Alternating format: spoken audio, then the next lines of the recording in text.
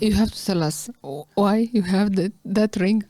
This is the one ring of Sauron, the Dark Lord. I'm a big fan. Thank you so much for being with us today. And I know it's your second day here in Romania. This is your first time in Romania. My first time, yeah. So how is this trip for you? Oh my God, I love it because I grew up with many Romanian friends all my life. So I always, I always had a connection with Romanian culture, interestingly. It was always a part of me.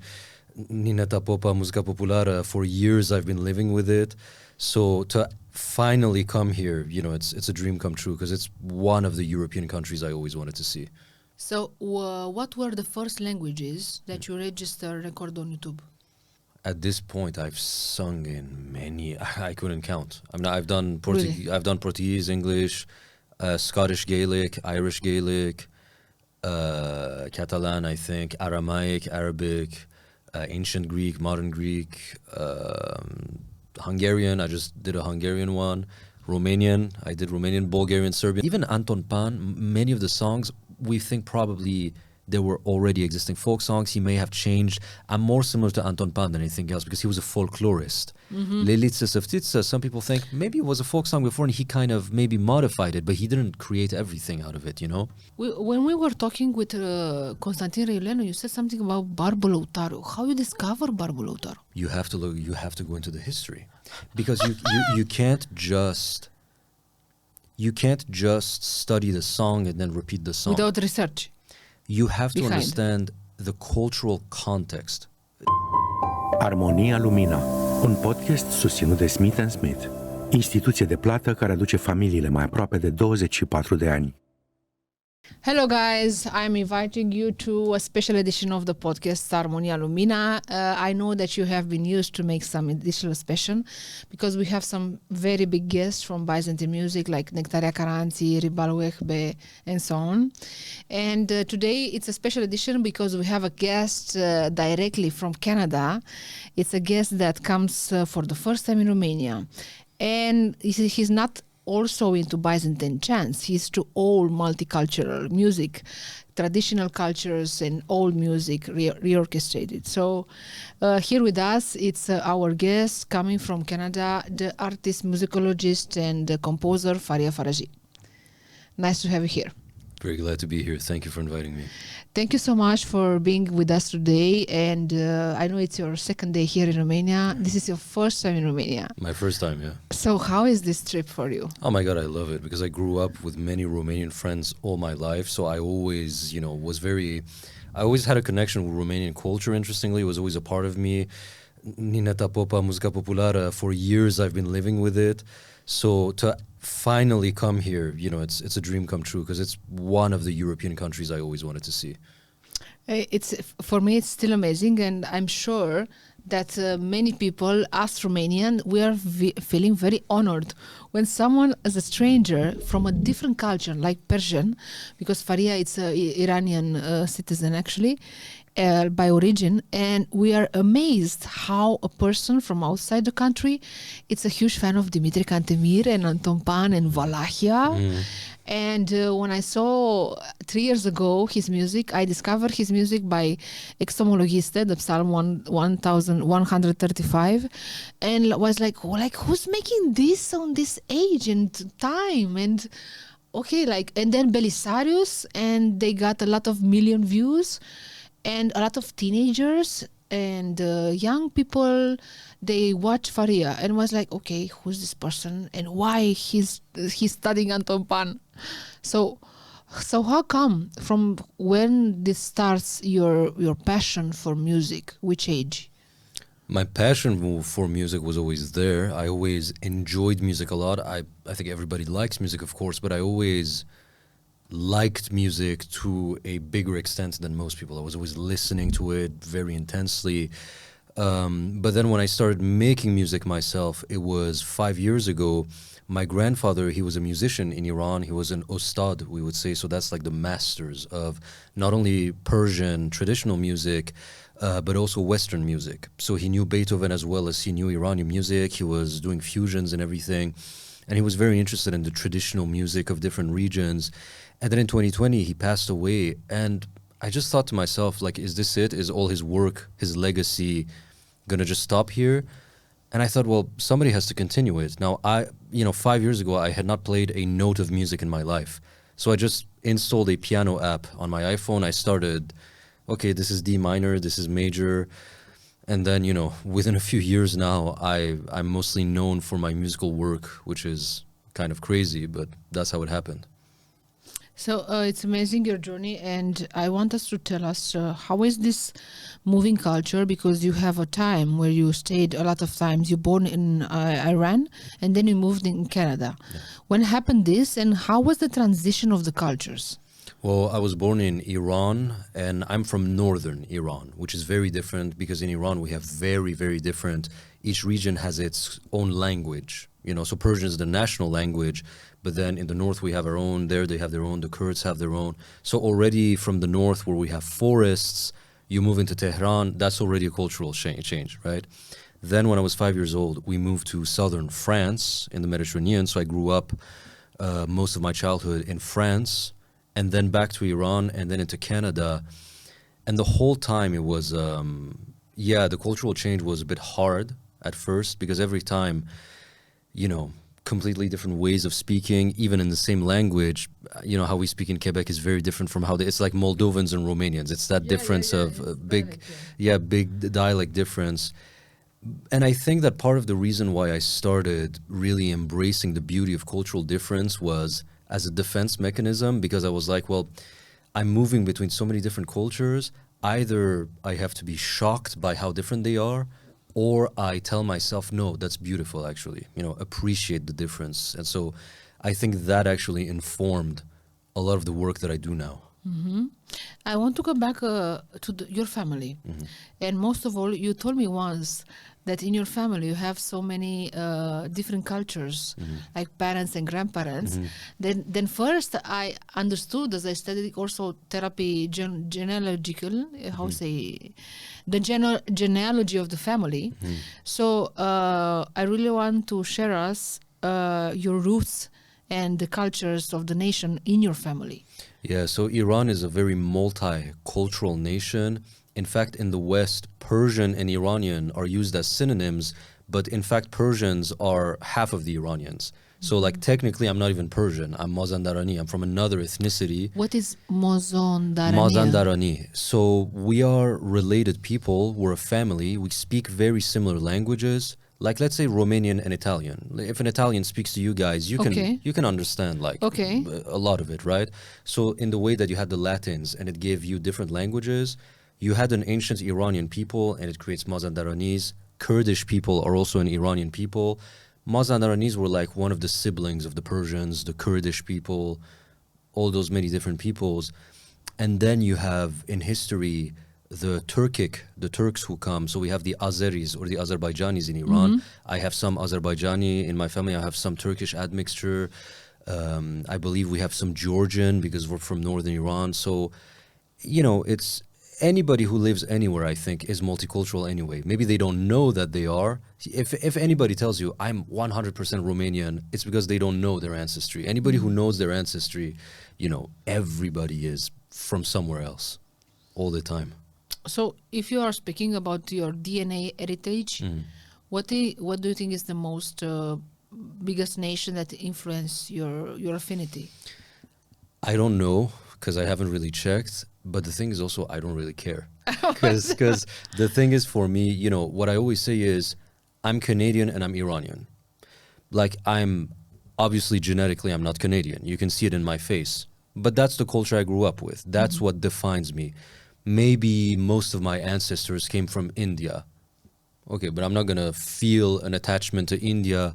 Canada is always going to be Iran and Canada. It's the cultures that I grew up with that really define me. So, where my ancestry is exactly, probably many different places, but, probably because everybody thinks I'm from, like in Greece, people think that I'm from Crete. In the Italians think I'm Sicilian. Arabs think I'm Arab Turkish. So I probably have a lot of, because I can pass for a lot of different ethnicities. Yeah. In the YouTube comments, they all say that, oh, you look like this, you look like that. So probably very diverse. So how you started your first YouTube channel, and which was the moment? Which are the first songs you started to create? Well, the early songs, they're all gone from my channel now because back then it was in COVID. I had nothing to do. I was bored. I was learning music. I just did some things. But I was always very interested in traditional music. And so at some point I started doing renditions of Iranian music, mostly the music that I'm more familiar with. And then I started getting some views. And I would say it's really only in 2022 that my channel became like an official thing. Like, okay, this is a thing now. This is like a job of representing other cultures and everything.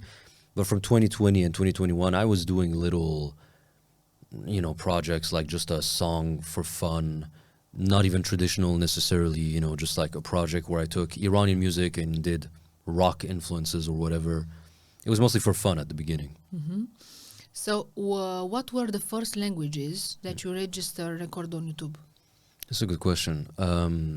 French, definitely. The Iranian languages, Persian, Mazandarani. And then pretty quickly I moved into Turkish because I'm a big fan of Turkish TV series. Me too. You oh my too? God. I know that I'm watching Tabi all the time. Like. Yeah. I mean, I know in the Balkans they're very popular. I don't know how popular they are in Romania, but I know that Bulgarians and Serbians are, Greeks also, they're crazy about Turkish TV series. Yeah. So I very quickly adapted, and because in my family also they were some Azeris. Azeris speak a very similar language to Turkish, same pronunciation almost. So I very quickly moved. I think Turkish was the first language that I don't speak that I moved into. Yeah. Mm-hmm. And it's my favorite language to sing in with Portuguese. Those are my Portuguese? Yeah. These are my two favorite languages to sing in. Because I was preparing now to understand and to explain to the people that they are watching us. And regarding the fans, I will tell you a very funny story from yesterday. So the basic native language is Persian. Yes. Okay. Then you said that it's French. And then you make English. So what are the next that you are singing? Oh, that I'm singing? Yeah. At this point, I've sung in many. I couldn't count. I mean, I've done Portuguese. Really? I've done Portuguese, English, Scottish Gaelic, Irish Gaelic, Catalan, I think, Aramaic, Arabic, ancient Greek, modern Greek, Hungarian. I just did a Hungarian one. Romanian. I did Romanian, Bulgarian, Serbian. So, because one of the things that I try to do with my channel, I'm not a very great singer by any means, but I can sing a tune. I can carry a tune, and I have some level of being able to adapt the vocal style because the vocal style is also important, right? Like the accent and the style of singing. The style of singing, right? And pronunciation, I can handle it to a certain degree, and I think that on my channel, what I try to do is what you would call comparative ethnomusicology. So it's about, okay, here's what a Hungarian song sounds like. Now here's what a Romanian song sounds like. And then a Serbian song, when you compare them, you can see, okay, there's similarities and there's differences. And it gives you an idea, right, of the relationship between these musical cultures. And when the same person sings in those different languages, provided they do a good job, which I hope I'm doing, that they get the pronunciation right and everything, it gives you a good idea of how to compare, because if you compare a Turkish singer and a Greek singer and they have different vocal styles, like how much of it is the different person? How much of it is the individual? I was thinking now because one of the best songs that I like very much, and I watch it on YouTube and you have to check it. It's Apoxenotopos, Ushkudara Giderigen, which has a very great cultural meaning. Ushkudar, it's a city in Turkey. So I wonder if we can play around with the stylish, because I think many of your fans and people that are watching us, they are very curious how you change the styles between the languages. Like, okay, it's one song, one style, but the pronunciation is different. Like, you learn it phonetically and you change the style. So I wonder if you can show us like a short chorus. Sure. I mean, in terms of course, there's what's interesting is when we're talking about Üsküdar and Apoxenotopos, what's interesting is that, if you're not looking at language, it's the same song. Yes. Like Greeks and Turks, they're going to kill me for saying that, but they're, you know, they're, You're going to be killed. yeah, but they're more similar. But not in Romania, please, no. No. But they're more similar than either of them like to admit most of the time. They're very similar cultures. And of course, this song comes from Asia Minor, probably Constantinople, when they were living together at the time. So if it's just the instruments, if a Turk is playing that song or a Greek, you will never know if it's a Greek or a Turk playing it. It sounds the same. So the language is where the difference comes. Now, one of the things for me, one of the reasons why I really focus on the pronunciation is that for me, it's all sound. So for example, you know, if you have the sound of a tsambal, and let's say the sound in Romanian, for me, they're both instruments. They're both part of the music. The flavor of Romanian music is also the pronunciation, right? I was talking to you right now, like a few minutes ago, I said, you know, Arzul focul dascăl, if I go Arzul focul dascăl, like it doesn't work, right? You lose the flavor of the music, even if the tsambal is perfect, even if the violin is perfect. So then when it comes to Üsküdar, it's very different pronunciations, you know, there's a flavor to it. So if I go, you know, let me get just the note here so I know. I think you can go closer to the mic. Ștefan, it's okay if you get closer, dacă se apropie de microfon sau de bine? Okay. Yeah, you know, so for example, Greeks can go like, you know, Apoxenotopo chiapalargino. I didn't warm up my voice, but Apoxenotopo. There's a sound of Apoxenotopo, but then Turkish, Üsküdar'a giderken, you're dealing with Ü's and Ö's, which you don't have at all in Greek. That's part of the flavor. That whole Ü and Ö business, they have a sound, whereas in Greek you're dealing with the what we call the retracted S. They don't say S, they say sh. Sh. So it wouldn't be like Sparti. Yeah, Sparti. So when Greeks speak, they speak like this, sh. So when Greeks talk in English, when they say shark, they say sark. It's a sh or s. Sark. Sh, yeah. And so you have to lean into that. You have to pay attention to that. And of course, within the same language, you have to pay attention to the dialects. So I did a Cretan song recently from Crete. It's the southernmost island in Greece, and they have a very different accent there. So you know, a normal Greek would go elamia kyalimia. But they go, elamia, chalimia, kya becomes ch. You have to pay attention to that because that is as much part of the flavor of the music as the instruments. What about the Turkish? Because you also make something about Seljuks. Yeah. So what is the difference, like Turkish and Seljuks? Seljuks were a Turkic dynasty. They were one of the early Turkish dynasties that came, and they spoke Old Anatolian Turkish. Old Anatolian Turkish was a more ancient form of the modern Turkish language that we have today, and it probably had very different sounds. Nowadays, you have some sounds like, say, bağlama would have probably been bağlama, bagh. You have to pay attention to those things. You know, it's just the phonetics is one of the most important aspects of the musical landscape of any culture. So, would you like us to sing us something in Turkish or what? Sure, I can try. Let's see, like Turkish. If I go, well, you know, like so, Üsküdar'a goes Apoxenotopo chiapalargino, ήρθε να κορίτσι φως μου. No, I forgot the lyrics there. But then Turkish goes Üsküdar'a giderken, and if you notice, I just did something. There's a tendency, it's not always the case, but there's a tendency, Turks, Türkü it's called, their folk, kind of like urban kind of folk music, they go lower. Turks love and to also sing. in the back, they put the voice in the back. Yeah, you know, aman, aman, you'll hear that. Yeah, aman. You'll never hear, and it's interesting because the difference here is Greeks, because I have a lot of friends of mine who are psalts, Greek psalts, when they're singing in the church in the morning, you know, they're going, Anarchos Theos, no, they're going here. But then when they're in the taverna at night, you know, they're going, Olata Castra, and they sing like this. Whereas the Turks, it's the opposite, the muezzins, you know, the Allahu Akbar, Allah, they sing here. Yeah. Allah is very in the nose, very nasal. But then Türkü is more, you know, İşte gidiyorum. And it's like very... Yeah, why? fashion. It's fashion. And, it probably wasn't the case 200 years ago. Those things change with time. I mean... So how many languages until now? Let me refrain. Like Iranian, like Persian, French, English, Greek, Turkish, Portuguese, Romanian, Hungarian, Welsh, Irish, Gaelic, Scottish Gaelic. Scottish. It's more than 10 languages. Bulgarian, Serbian. Oh, I think it's up. I don't know. It's because there's a lot of languages between the Middle East and Europe. Like I'm thinking, like your songs actually they are done in more than 10 languages now.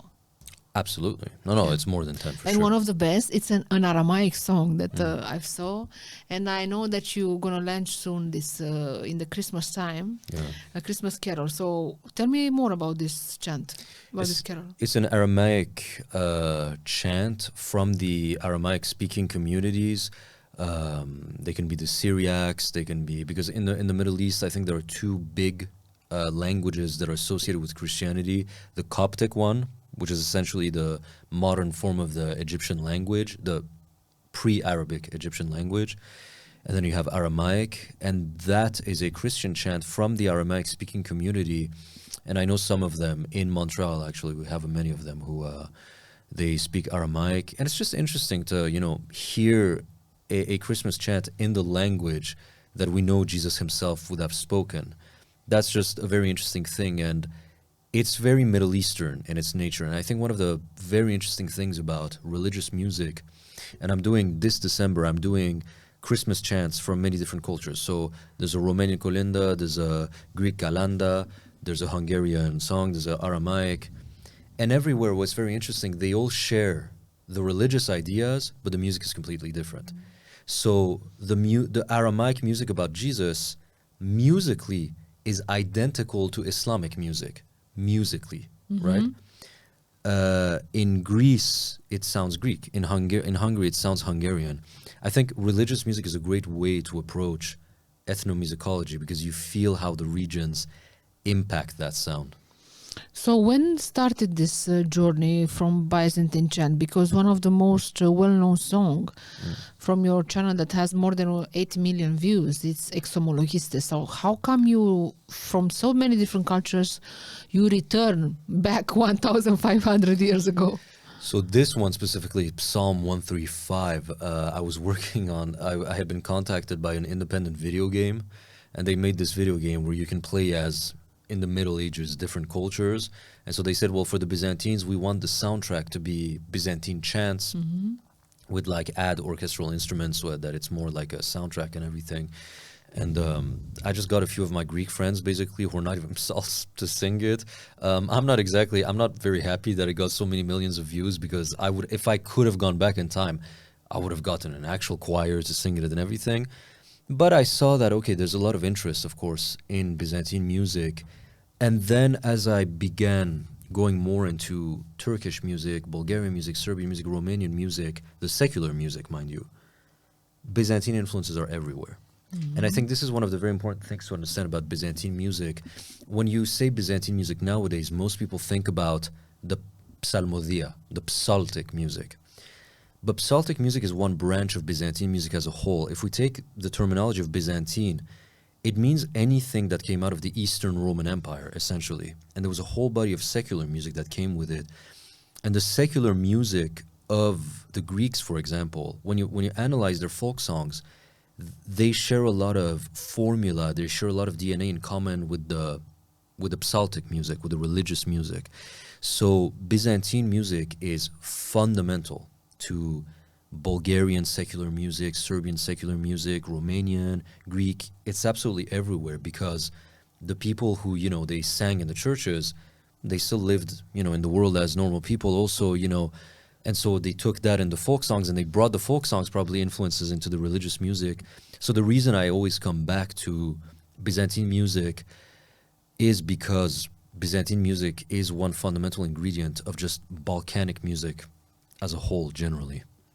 I want to understand more as how is the Byzantine music like the bridge for the connection with Maqam and with Oriental music from today and, Antiochian style and so on. How is this connection between Byzantine chant and Maqam and Oriental music, because Byzantine music is often well known as Oriental music. Absolutely. And I want to explain us the base of Maqam in this connection. So Maqam basically means Middle Eastern music systems. It's the Middle Eastern musical framework. In order to understand it, we have to go back even to ancient Greece, actually. So ancient Greece was obviously very influential. And one thing that people forget is that Greek civilization wasn't only European. Alexander the Great went into the Middle East. Most of the great intellectual centers of the Hellenic-speaking world were in North Africa, Anatolia, the Middle East. That's where the Greek world was really active. And in ancient Greek music, we find some of the ingredients of what would become the Maqam system.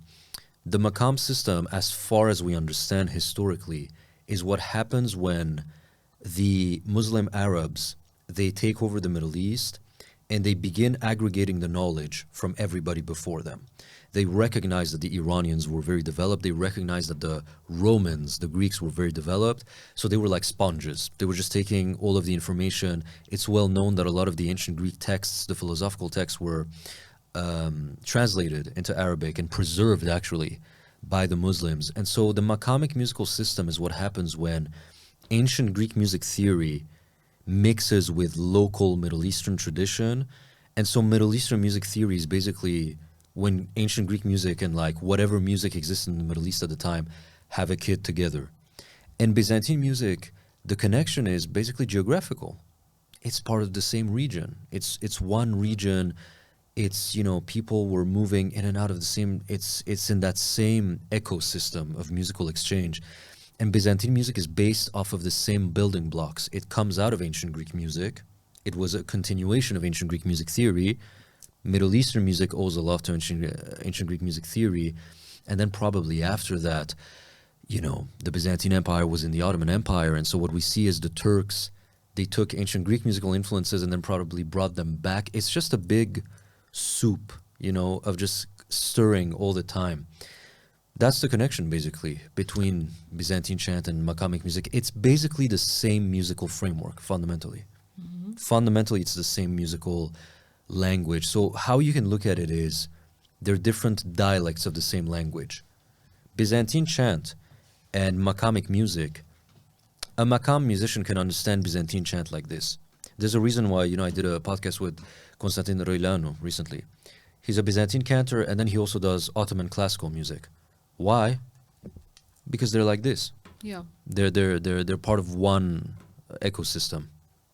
Mm-hmm. Can you name us a song that you have made that is using Maqam in your YouTube channel? Anything that I did that is dealing with the Middle East. Maqams are modes, basically. It's a selection of notes, right? So I want this note with that note and that note. Mm-hmm. Any song that I've done, I mean, let's say, you know, if I go Seljuks, for example, it's what we'll call Hijazkar, Hidzaskar, as the Greeks would call it. It's a very famous kind of Maqam that's very widely used in the Balkans and in the Middle East. Any song that I did that is from the Balkans or the Middle East, you can say that it's in a Maqam, basically. Mm-hmm. What about Hikanatoi? What it means? Hikanati is, they were part of a section of the army of the Byzantine Empire for a time. That is also a song that was done for that video game, by the way. Really? I like very much that song. Yeah, it was also done for that video game. And Hikanati were basically... I named it Hikanati because in that video game you could control the Hikanati. I don't know, it was like many years ago. But since then, basically what that project did, that video game project, it was like, okay, there's interesting stuff in Byzantine music and everything. They wanted a more kind of like orchestral kind of thing for the video game. Since then, I've moved away from the whole orchestral thing. And what I've been doing now with that is, okay, let's look at folk songs, actual traditional songs from Greece that carry the Byzantine DNA and the Maqamic DNA, basically. And let's present that to people. And many of them have epic themes of heroic ballads and mythology and kings and everything. Mm-hmm. Yes, that is the reason that we decided to to propose you to be the lead actor of our movie. It's about the sound of Byzantium, because in a journey that goes to 7 countries, Romania, Greece, Turkey, Cyprus, Lebanon, Serbia, and Russia, just to describe and to present the historical chronology of Byzantine music, the scientific utility, and also the therapeutical way. That's why we invited to be the lead actor of this. And also, I think you are the best version for composing our music for this kind of movie, because as you see it, and I talk with many teenagers that are listening to your music, they say, this is the type of music I'm listening when I want to relax, when I want to watch a movie. And this music gives me, like a rhythm and alert and stage and state, So tell me, because I know that you have published, and thank you for this, you have published on your YouTube channel part of our interview with Nectaria Caranții, and you make a very big journey into Byzantine music. So I want you to tell us, how is this for you, this project, and what do you think that you can bring with your experience in delivering Byzantine music chant? Well, I think what I can bring is simple. I can bring other people's expertise, which is all I have ever done. So what I am is, I'm a conduit. What I do is I make the connections and I find the people. Because, for example, people sometimes, they call me a composer. I'm like, not really. Not on this channel, at least. Because my compositions, I take pre-existing folk songs or melodic formulas and I just recycle them. So it's not like I am inventing like my vision or whatever. Whenever I write, if I do write, which most of the time I don't, but if I write an original composition, like I took like some notes from that song, some notes from that Byzantine chant, and then I give them to a Greek person, right, to play it, basically. So what I can bring for this project is basically, I have a very high-level view of ethnomusicology. So if you ask me, like I can meet a Swedish person, and I'm like, I kind of know, I know a little bit about Swedish music, and about Byzantine music, and about this kind of music. Then what I do is I gather the experts from each specific field, and I bring them together. So what I can do with this project, basically, is I'm the one who I assembled a team on my channel, basically. I can bring my friend Dimitris Dallas, who plays the Thracian lira, for example. Yeah. I can bring some of my friends who are Byzantine psalts to, okay, like what notes, what chant should we use as inspiration and everything. But I'm just the guy who brings other people's expertise. I don't have much expertise myself, primarily. I'm just the one who gathers the expertise, and I'm the one who makes it accessible to people. So I would never call myself like an expert myself. I'm more the one who, because I think one of the problems is with academics and scholars, they do great work, but then they tend to leave it in their tower of academia and of scholarship, and they don't bring it to normal people. And normal people are interested, but you have to bring it to people in an interesting way.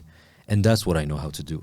I know how to take concepts that are very complicated about historical music and everything, and finding ways to popularize them for the normal person, basically. That's really that's where my skill lies. So yesterday we have the Christian Caravan in Bucharest, where we had the event of Byzantine Music Chant. We have a very special guest from Leliță, the Protopsalt, Evangelos Gikas, and also music choirs. So how was for you this experience, the concert by yesterday? The whole time I was like, why am I here? No, I can't believe this. Because I was surrounded by these incredible, masters of their craft and everything. And I'm like, I'm just some guy. I'm just some guy who, tried to bring the knowledge to other people, basically. But I just thought, it was weird for me to be there, because I was like, well, I'm not an expert. I'm not I'm just the one who, again, I communicate the expertise. I'm a good communicator. And so that's what I want people to know me as, For me, it was a huge, emotion, and also the perception of the people seeing you, the first time in Romania, coming from Canada for this special event. And I'm really grateful to you, and I'm very happy that you're here. And the most amazing thing was, the thing with the people and the access and security by the parts of the parliament. And then I got 2 teenagers. I thought that they are 50. I was like, what, how age are you? What age are you? Like 18 years old. Okay, we came for Farya, but you are not on the list. But we saw on Instagram that he's here, and we came. I was like, David, if you're watching, David. So they were so happy meeting you. I'm not used to it, because people are like, oh my God, it's Farya Faraji, and I'm like, why are you so excited? Like, what? I'm not, why? It's because I think but it's something that I also, I joke about, but I also take it seriously. I want people to remember, if people like my work, it's because Greek music is beautiful. It's because Romanian music is beautiful. Yeah. Like, I didn't create any of that. I just brought it to people. So I want people to remember, you can thank me for bringing the music to you through my channel, but don't thank me for the music. I didn't come up with it. Like there are generations and generations of people who created this beauty. I'm just a messenger. I just brought the message, but the actual message itself is built over generations and generations. And so when people are very excited to meet me, I'm very happy, but at the same time, don't think that I'm, It's quite amazing, this. And, I was talking with David. I said, listen, you should make a fan club for Farya. Because you have time for this.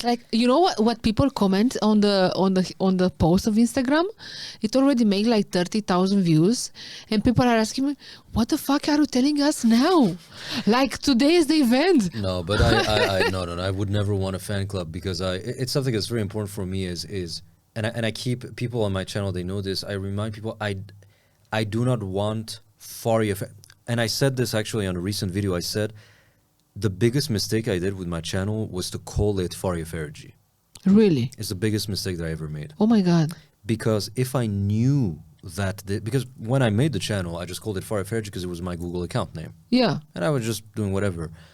If I knew that this channel was going to become an ethnomusicological project, I would have named it something like, the Mediterranean Ensemble, like something that, because I don't want people to, I don't want Farya Faraji to overshadow.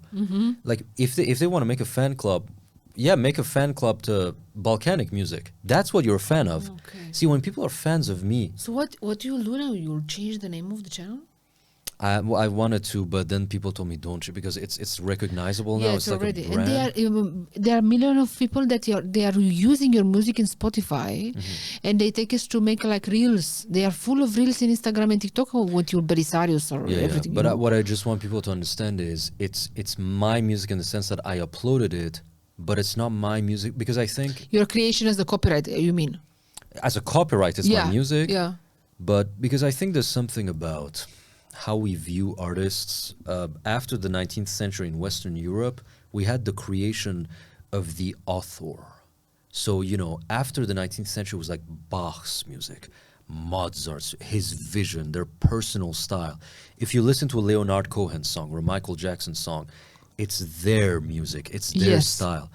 And I think we're now used to thinking like that. So now they see Farya Faraji and they listen to oh, I love Farya Faraji's style. It's like, it's Balkanic folk. I just took a pre-existing song and I gave it, I'm just paying people. That's what I do most of the time. 90% of the time, I'm paying a Bulgarian musician to play Bulgarian music. And so when they say Farya Faraji's music, I'm like, no. It's the cultures that made it beautiful. I want people to bring their attention to the cultures specifically, because what I find very valuable in traditional music is that, again, in modern music from artists, Ariana Grande, this person, that person, Leonard Cohen, it's about them. It's about the individual. Yeah. Traditional music, most of the time, you have no idea who wrote the song. It's a folklore, yeah. It's folklore. Even Anton Pann, many of the songs, we think probably they were already existing folk songs. He may have changed. I'm more similar to Anton Pann than anything else because he was a folklorist. Leliță, Săftiță, some people think maybe it was a folk song before and he kind of maybe modified it, but he didn't create everything out of it, When did you discover this song? Leliță, Săftiță, I think it was like, I remember, it was 2017 specifically. I was searching for Romanian music because I've been like growing up with musica populară most of my life because Mona and Robbie, if they're watching this, they're our friends from France. Really? And then, so, you know, we knew Romanian culture since then. Because like most people, I thought that Romanian culture is Vlad Țepeș and Ceausescu, basically. But then Dracula. But then I discovered, no, there's a lot more to it than that. And then I was searching for it, and then I found by the Anton Pann ensemble, the Leliță, Săftiță, and I was like, wow, this is beautiful and interesting. And on YouTube, it's the beauty of the internet. It allows us to, you know. I remember, I didn't even know. Do you remember how we know each other? Like, because I don't remember. I don't remember at all. I think we have like 3 years, and I know that we talked about Romanian music, and we make the song together, Leliță, Săftiță, but I don't know how we talked. I think because we both share a cultural space of an interest in Byzantine music, traditional Balkan music, and everything, and so inevitably, because it's a small world. Yeah, it is. You know, Constantin Ilanu, he was like, oh, you know Chiota Basyan, he's like the member of Ensemble Consent. I was like, yeah, I met him in Montreal. Everybody knows each other in this world. It's a niche, no? It's a niche. It's a very small niche, and what I'm trying to do is, because it's a niche, I can bring... The one thing that I'm proud of is that I think I'm the first person who can bring that niche to a really wide audience. You know? I think this is the best way to say it. It's a very small niche. Yes. And your channel is like an open door to the traditional history. To everybody. And I want to bring... I started a podcast series recently where I interview, like you see, with Constantin. So that's what I try to do, Good. So what I wish to do now is that maybe we can make just a short verse where how we sang Leliță, Săftiță, like you one voice, me one voice. Okay. You remember? Sure.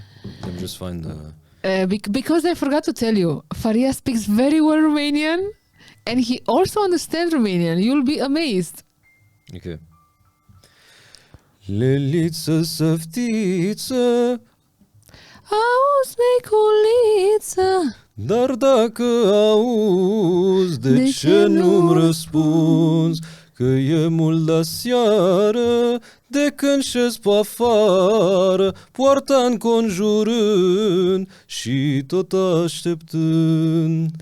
Du-te, neică, du-te de te culcă, nu mai sta în drum, că nu poți acum. It's a funny song. I love this song. And I like so much how you do the graphical, like you are singing on the balcony and like... This is one of the things that's very important for me with my work. I work very hard on the videos because, you know, we take Leliță, Săftiță, for example. I think a lot of younger generations, they think, traditional music is boring. And it's hard to compete because, you know, some people, what they do is they take traditional music and they add electronic beats and everything. And I have nothing against that. I'm all for fusion and everything. But I think there are ways to make traditional music interesting by keeping the music more, not pure, but, you know, more traditional and authentic. But there's ways of making it interesting to people. So people say, oh, well, it's boring. And I'm like, well, look at this. So I make a cartoon and I show the story, right? Yeah. It's about a guy who wants to sleep with another man's wife. It's like an American comedy. Yeah, it's a soap opera. It's literally like it's the kind of stuff that people pay to go see American comedy movies do in a folk song. And so when you actually show the story in a cartoon form with nice visuals, people come for the cartoon, but they stay for the music. Same thing that I did recently. There's this Greek song that I did. Olata castrata ida chiolata. It's about a Greek castle, the castle of Ida, like beautiful, magnificent castle, and the Turks took it after 12 years. Now, usually when, you know, young Greek kids that I talk to, they're used to hearing this song in the events. They have their dances and somebody's singing. They're not really paying attention to the lyrics that much. They're just like dancing and whatever. So what I do is I make a video about the story, about how for 12 years the warriors fought, how the castle fell. This is Lord of the Rings stuff. This is Game of... This is, again, the things that... You have to tell us why you have that ring. This is the one ring of Sauron, the Dark Lord. I'm a big fan of Tolkien. Like, when I saw that, I was like, what is this? Yeah, well, it's one of the things also because, you know, I think a lot of people who follow me, they follow me selectively for a certain region or something. And maybe like the people watching this podcast, they know me more for my, let's say, more Oriental work and everything. But I'm just as much into, I mean, I'm a Westerner as much as I'm an Oriental. You know, I grew up in France, I grew up Canadian. So for me, English culture, French culture, they're as much something that I work on. I do a lot of work also in Western music also, which is very important for me. What about the other Romanian songs? What did you make behalf of your? So we did Leliță, Săftiță together, Arzul Focul Dascăl, which is a great song of the Fanariot period when the Romanians were forced to learn Greek and everything. And again, what's interesting is the historical context. That's interesting. Arzul Focul. What do you mean it's boring? It's about a guy who's, you know, complaining about his teacher forcing him to learn a subject he doesn't want. You know that this expression is so old that we cannot use today. Arzul Focul Dascăl. Go to the fire teacher. It's like, so how you say this? Like, but what's interesting is the meaning of the song. Like kids in Romania today in the schools, they relate to that. Maybe because the mathematics or some subject they don't like. Yeah. The thing about traditional songs is they are people, what I always say is most people and young people, they have an interest for traditional music, they just don't know that they have it. And if you presented it to them in an interesting way, it lights that fire for them. So Arzul Focul Dascăl is an example. It's like about when they had to go to war. Yeah. And they had it's like a lament of, so I did this one. And also you can notice, like, the thing is, I can't sing when I'm focusing on the pronunciation because my brain is like, okay. So that's one of the reasons. Like, people ask me, when are you singing live? Why don't? Yes, people asking for your live concerts. No, that's never gonna happen. Not me performing, because the thing is, you know, I have to put I'm not the most intelligent person. My brain has very limited gigs, you know, like a hard drive. No, I don't think this. So I don't believe this. Either I pronounce well or I sing super, you know, I can't think. So you mean that when you have to sing live, you need to focus on the pronunciation? You know what I have found? People will forgive you if you don't sing the notes well. They won't forgive you if you butcher the language. Yeah, they are so... But I agree with that, actually. I would rather miss... And of course, like when I'm singing in my studio, I have the time to do both at the same time. But yeah, again, it's the pronunciations are very important. That's why you take in so much consideration the pronunciation of the culture. Yeah, it's super important. And I think one of the things is because it shows respect for the culture primarily, because it's very important. If I'm going to be posting, you know, of course I work with Romanian musicians and everything. I'm not doing this on my own. But if I'm going to be representing Romanian culture to an international audience, because my audience is international, right? I'm going to be showing Romanian culture to Turks, to Hungarians. I can't embarrass it's a big responsibility. It can be very stressful. You have to show that you respect it. And one of the most interesting reactions, I think, is that a lot of people, they're surprised and they go, you know what? If an Iranian enjoys my culture, maybe it's valid, because a lot of people told me that. They're like, they don't care. I don't care about music. You know, you hire the respect that they should have for their nation. It's one of the, because Iranians is the same thing. We have very little respect. I think a lot of cultures, there's some cultures that are very proud. You know, Greeks and Turks, for example, they're generally very, but then there's some cultures, Iranians, you know, and I feel like, for example, what I want to do with my culture is, you know, I want to look at Romanians and say, my God, you have an amazing culture. You have an amazing musical history. Be proud of it. And when they just see me obsessing over Romanian music, they go like, well, there has to be something to it. Because if it's just old Romanian people saying, oh, traditional music is important, they go whatever. But if it's some, you know, 29-year-old foreigner, maybe I think it convinces people more. When we were talking with Constantin Răileanu, you said something about Barbu Lăutaru. How you discover Barbu Lăutaru? You have to go into the history, because you can't just study the song and then repeat the song without research. You have to understand the cultural context. I joke that, after eating like chorba and mich, like I have a better... No, mititei. She made fun of me because I said mititei. I said mititei, not mich. Mich, okay. It was written mititei in the menu. So mich. And I joke, after I ate those, I think I have a better idea how to sing now, Romanian. Come on. But what I mean by this is, it's all part of the same ecosystem, right? So often when people think of, let's say, a traditional folk song from Maramureș, for example, and they will think, well, that's in the category of music, so it's over there with like a Western opera, maybe. Mm-hmm. I argue that a Maramureș folk song is more in the category of an old woman knitting clothes, and the food, and the smell of the air, and the architecture, and the texture of the wood. That's what the folk song belongs to. It's not just music. It's something more. It's a part of the anthropological reality, the context that these people live in. So why do I know about Barbu Lăutaru? You have to study the history. You have to understand, the context of these people. You have to know the weather. You can't get the music right if you just treat it as music. Mm-hmm. And that's a very important thing for me. For me, traditional music is more like the bus transport public system than art, in my opinion. It's a social function. Mm-hmm.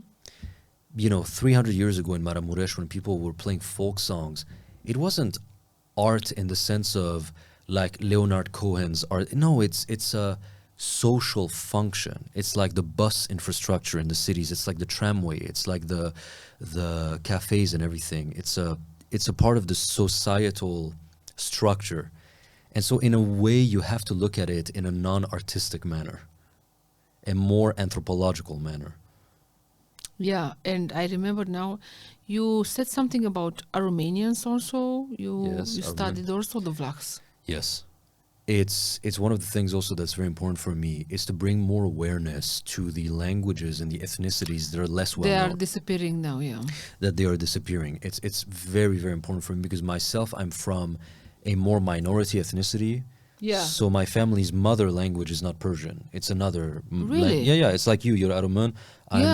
So I'm Mazandarani, like in my language. And you actually, you understand the minor ethnicity, how it is.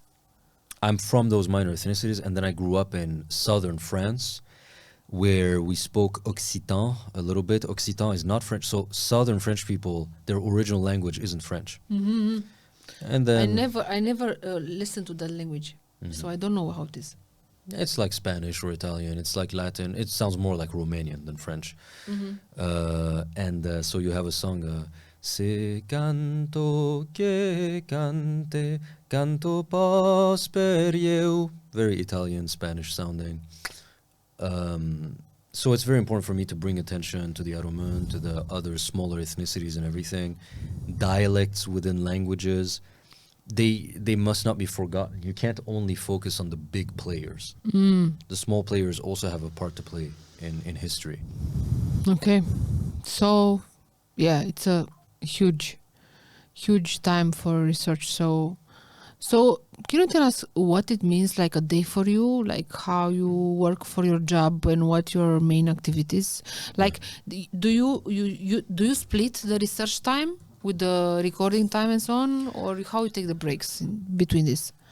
Well, the research is ongoing, right? Like I'm always researching. So it's not like if I'm working on a Romanian song, I will research. Like I'm always looking at, if I'm on the train and I'm going somewhere, I'm going to research Studying, what this. Yeah, I'm always, because you'll never learn everything.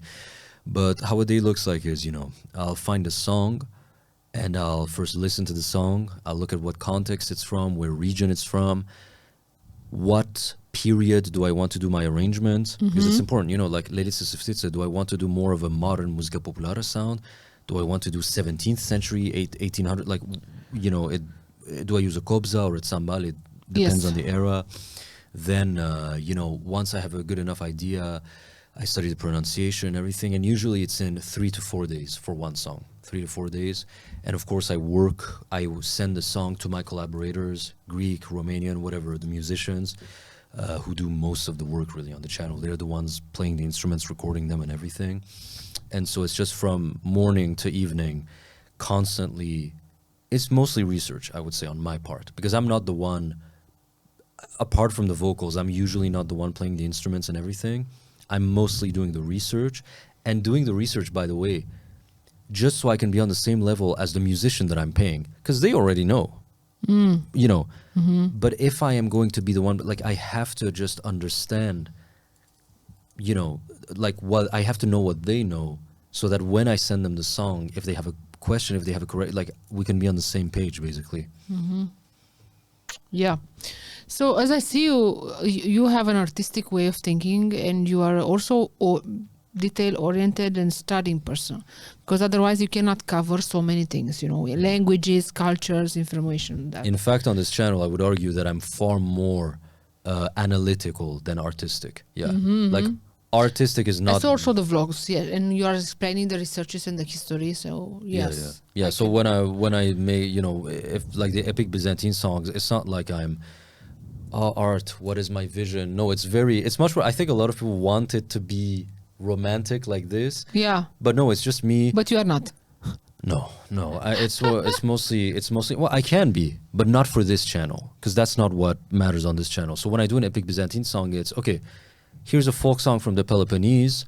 Okay, here's the instruments that they use. Here's the...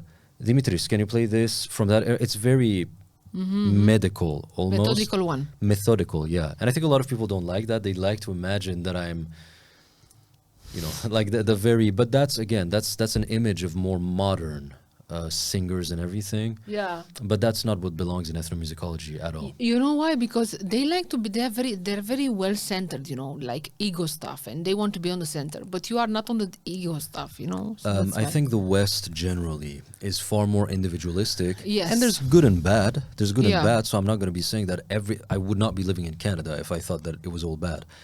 But there is something about the collective value that here in the East, and as we talk with Constantin, like, really, socially speaking, there's not much difference between Romanians and like Greeks and Iranians. We have more of a common kind of communal vibe, family-oriented and everything. And that's what draws me to traditional music, because with traditional music, it's not about me. It's about the family. It's the about culture. The community. The community. Right, so in 300 years ago on the island of Karpathos in Greece, when some guy was playing the bagpipe, it's the chimpoi, you call it? Yeah, chimpoi. They call it tsambuna, which is probably the same word, by the way, same etymology. Tsambuna became chimpoi. When he's playing the bagpipe, he's not playing his song. It's a folk song that his grandfather taught him. He's an artistic expression of the community that he lives. It's an artistic expression, but of the community. Yeah. Not of him. It's not his song.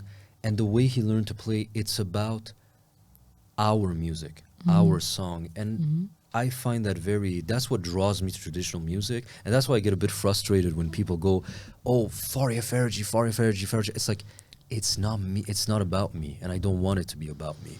You know, I want people to see the Bulgarian collective, not me, when they're listening to Bulgarian music. Or whatever music. I think we will have some much more edition of this podcast, because our project will progress. Of course. So we are just at the start of this project, working on the movie that we are making. I think it was a very nice... it's not an interview. For me, it's just a chatting. Like... Chatting on an island in Greece. Yeah, I like, maybe next one, it should be on an island in Greece, you know, like traditional one. That would be great. We take also Stefan with us. We take you in Greece. It's okay. Go together. Yes. So Mazil, as you say. Thank you so much, Farya, for coming here today as the podcast. And I'm very happy to have you here in Romania as a guest. I think it's a great honor. It's, again, my goal is to just make sure that all forms of traditional music are more well known. And this is going to be essentially the first documentary, as far as I know, in English, you know, in the English language. Yeah. I've always said that Byzantine chant should be up there with the Western classical tradition. In the West, they have Mozart, they have Ioannis Koukouzélis and everything. They have their own composers, their own tradition. And so if I can be of assistance in bringing more attention to what is inarguably one of the greatest musical forms in the heritage of humanity, I'm more than honored to be part of this project. I'm so grateful and thank you so much for being with us today. Merci. Mersi, good. Dragii mei prieteni, ați urmărit o ediție specială cu Farya Faraji, ethnomusicologist, compozitor și producător de muzică. Vorbim aici de muzică tradițională, balcanică, orientală, muzică sacră. Îl găsiți pe YouTube, Farya Faraji. So thank you so much for being with us today. I'm sure that Farya understands Romanian, so I don't have a team in this. I don't have a frighten, because I know that he understands Romanian, which is a very good surprise for me. So I'm sure that you enjoyed this session. And I wish to thank you, our sponsors for today, the podcast, Radio Diaspora, RTVD.ro, Smith & Smith, the company of money transfer. And I wish to thank you everyone for being with us today, and please follow our channel and subscribe, because here you'll find the news about our production movie Sounds of Byzantium, and also the Byzantine chants that we gonna work on the next time. So my name is Mina Cristiana, and thank you for being with us today.